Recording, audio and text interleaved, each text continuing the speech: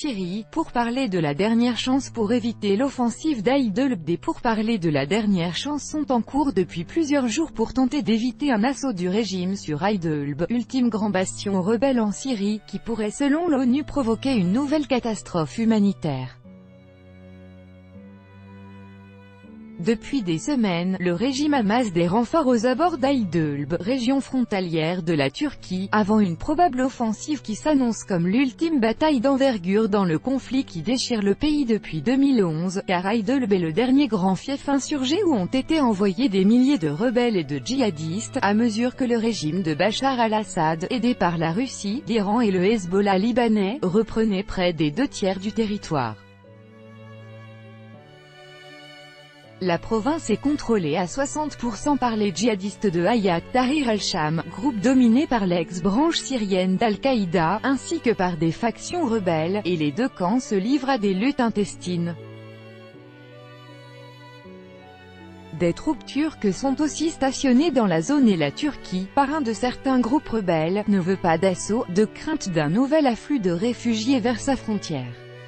Mais la Russie exige une dissolution de HTS pour éviter une offensive d'envergure à Aïd-el-B, a affirmé Rami Abdelrahman, le directeur de l'Observatoire syrien des droits de l'homme, OSDH. Des discussions indirectes sont en cours entre la Turquie et HTS, a-t-il ajouté, précisant que le lancement d'une offensive dépendrait de l'échec ou du succès des pourparlers. Liquider cet abcès, aucune confirmation de ces discussions n'a pu être obtenue de sources turques ou indépendantes. Mais le régime et son allié russe ont réitéré jeudi leur détermination à en finir avec HTS. En visite à Moscou, le chef de la diplomatie syrienne Walid Muallem a rappelé la volonté du régime à libérer tout le territoire syrien, malgré la menace d'une agression occidentale menée par Washington et ses alliés.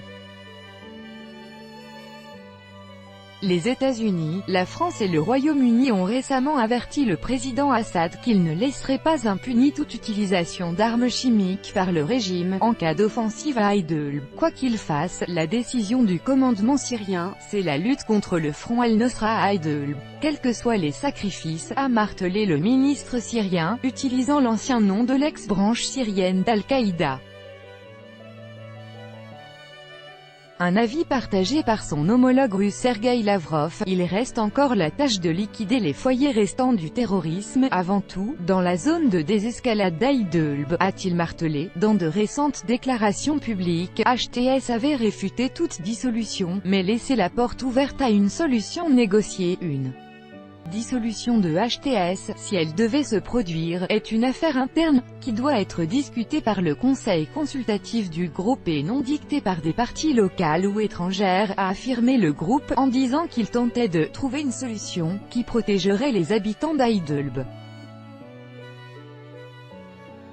Mais l'influence de la Turquie sur HTS est limitée, les rapports de la Turquie avec HTS sont compliqués, indique Elisabeth Teoman, analyste à l'Institute for Study of War, ISW, en évoquant une forme de coopération, marquée par de l'animosité.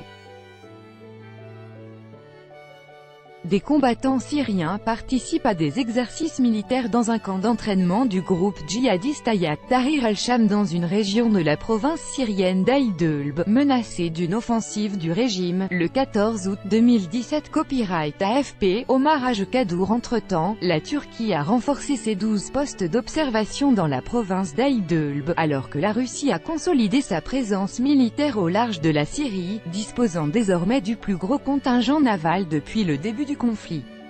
Le régime a déjà repris des villages à la périphérie sud-est d'Aïd-el-B à la faveur d'une opération menée fin 2017, catastrophe humanitaire. Dans ce contexte, le président turc Recep Tayyip Erdogan a reçu mercredi le ministre iranien des Affaires étrangères Mohammad Javad Zarif pour parler entre autres de la Syrie, alors que le sort d'Aïd-el-B inquiète l'ONU et les Occidentaux également.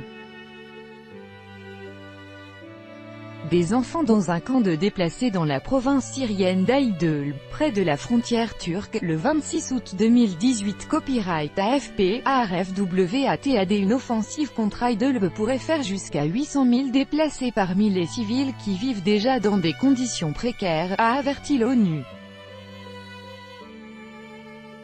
Et le patron de l'ONU Antonio Guterres a mis en garde contre les risques croissants d'une catastrophe humanitaire. La province d'Idlib et les zones insurgées adjacentes accueillent quelques 3 millions de personnes, dont la moitié sont des déplacés ayant fui les combats ailleurs en Syrie où la guerre complexe aux multiples acteurs locaux, régionaux et internationaux, a fait plus de 350 000 morts en plus de 7 ans.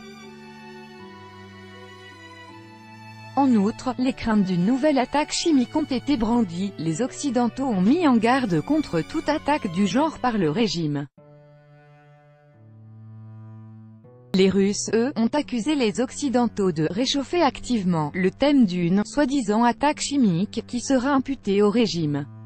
Tout droit de reproduction et de représentation réservé. Copyright 2018, Agence France Presse.